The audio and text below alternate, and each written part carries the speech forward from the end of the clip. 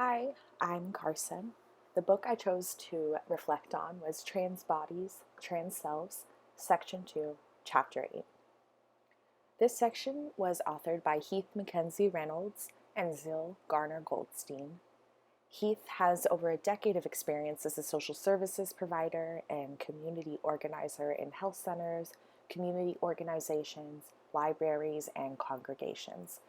Heath has centered their work in trans, queer, and HIV-affected communities, Jewish communities, and with poor and working class people. Heath is passionate about building community, working for justice, resource sharing, and repairing the world through ritual, intention, community building, and joy. Zill has been working as a healthcare provider and advocate for trans people for the past 11 years. Zill is also involved with the Persist Health Project, which serves people involved in the sex trade. Another notable name is Jennifer Finney Boylan, who introduced Trans Bodies, Trans Selves, and the editor of the book, Laura Erickson Schroff. In Section 2, Chapter 8, the book covers the social spectrum of coming out and becoming one's authentic self. The transition process starts with a new name and maybe new pronouns. An impactful quote from this section read, "When people use my preferred pronouns, I feel like a worthwhile and real human being." The transition process may include changing one's voice, which can happen through hormone therapy and voice surgeries. The individual transitioning will also explore their preferences for how they style their hair, the types of clothes they like to wear, exploring makeup and non-medical body modifications perhaps. After these changes, at some stage, the individual transitioning will have to decide how they want to live their new life going forward. It can be challenging for trans folks that just want to live privately, as it's hard to eliminate all of our old content from the internet in modern day and age. Past photos or news stories can offer other people information about ourselves we aren't yet ready to share. Further, background checks, resumes, and school listings can all create conflict for one who has transitioned. Even the process of transitioning, how we present in front of our families and friends and peers, can procure reactions we may not have asked for. A unique challenge transitioning folks face is the learning curve of new gender roles.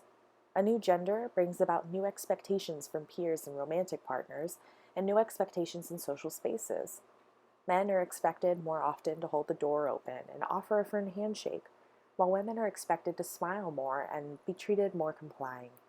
Perhaps the transitioning individual will be excited to face these new rules and social rules, while some may be much more challenged. It's important, though, for all folks to remember that social constructs are merely projections of society. While some gender roles may be fine, others may not be ones we prefer, and that's okay too. Transgender, gender variant, and intersex folks, especially poor people and people of color, face discrimination from early on in life and have significantly decreased chances of avoiding cycles of poverty and incarceration. This group is overrepresented in our prison system. Those who are in this space may also be misgendered and placed in the incorrect placement of prison, further putting them at risk. Transitioning folks and transgender people, intersex and gender variant folks all hopefully seek community and find hobbies that fill them with joy, while finding a community that adds to that joy as well. Trans groups can offer social support in day-to-day challenges, while support groups can explore one's creativity. There's also many online support groups and organizations that exist as well. Many trans people are also wildly successful athletes, including Keelan Godsey, who is an inspiration as a record-breaking 6-time All-American athlete. Transitioning is a fluid process and one that may change throughout life. It's okay to continue to explore those new feelings and realizations as we grow and change.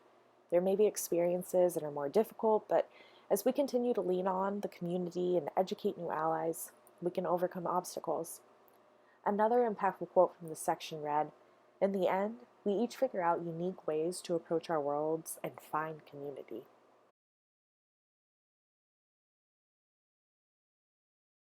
For some of us, living stealth may be motivated by the desire for privacy, job, or family security, or physical safety.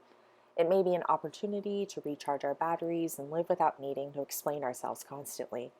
Many of us get tired of giving the same answers to the same questions over and over as time goes by. Others of us reach the opposite conclusion, though, wanting to help bridge the gulf of understanding. Mainstream cultural beliefs about transness are so far off the mark that some of us want to be out and visible everywhere we go to put a face on what trans does and does not mean. When reflecting on this passage, I wanted to say first, it's essential to recognize our privilege and hold space for others that feel the need to hide frequently, or that just want to be accepted so badly that they become exhausted trying to act out a socially accepted mask. The authors of this section write about the desire for privacy, equatable to security for many trans folks, further seemingly equitable to peace in their lives. Answering questions and being a spokesperson of one's entire community is an unfair position to place someone in. In contrast, the author speaks about those who may want to be in the mainstream culture to represent who trans folks can be. This passage speaks to how vital grace for others is. Holding space and trying to understand others will hopefully lead to accepting how they live their lives. Acceptance and allyship can further lift the voices of those who want to help speak for their communities while protecting those who want to take a step back and live a quiet, more simple life. Both experiences are incredibly valid and important, and folks should be able to safely live the life the way they desire to. The next passage I wanted to reflect on reads, "As we struggle to keep up in our daily lives, it's easy to forget to take care of ourselves. This is an important part of life, and during a transition, it can be particularly vital to make a habit of practicing good self-care. Even in the best of circumstances, a transition means a lot of upheaval and change in our lives. Remember to spend time doing things that make you feel good and that are good for you. The flip side of self-care is self-efficacy. This term means remembering that we are able to affect the world around us. It can be easy for some of us to develop a sense of victimhood or carry a burden that we didn't ask for. The world can be a hard place for us to navigate, and while self-focused habits and routines are an important part of a healthy life, it can be incredibly powerful to take control of other parts of our lives as well. We can make good things happen for ourselves and others." When reflecting on this passage, I thought it spoke to the critical balance of self-care and self-efficacy.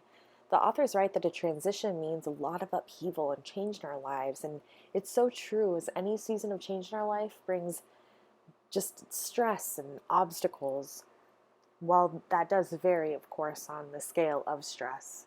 The authors also write how important self-efficacy is, which is a critical balance of self-care.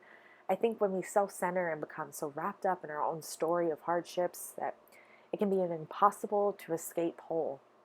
Balancing care and time for ourselves with time spent doing good for the world around us keeps our vision balanced, and it allows us to take time for ourselves and ensure we're also focusing on the community. I believe we all can benefit from these lessons, as we all can write out our own stories and try to do our best with our circumstances every day. I want to note, though, how important it is to be an ally to the trans and LGBTQ plus community, and to be a shoulder to any trans folks we may personally know, as well as an advocate for them if need be. Advocacy and allyship can provide more grace and peace for those going through those transitional times. Overall, I found this section on social aspects of the transition and beyond to be enlightening and helpful in my journey to be a better ally to my peers as they explore their desires and decide how they want to live their lives. It makes me very proud of how far we've come and how much more community we can build thanks to modern-day social media and technology. I recognize reading through this section of the book how much work we have yet to do on things like criminal justice reform and how important it is to continue fighting for and ensuring funding for the activists working in these spaces to keep trans folks and other LGBTQ plus members safe. Reading this book is so impactful to learn more about pronouns and about everyday difficulties those going through transitions can face, both short and long term. I reflected a lot more on detailed perspectives on how difficult it would be to deal with background checks at new jobs or complete paperwork, as one constantly has to explain themselves and defend who they are. Even on a more simple plane as misgendering or using someone's incorrect pronouns, which can result in folks feeling worthless and unseen. It's so important to be more educated on these topics and to feel more comfortable talking about them. Ultimately, being a great ally to help to protect our transgender friends and the entire LGBTQ plus community.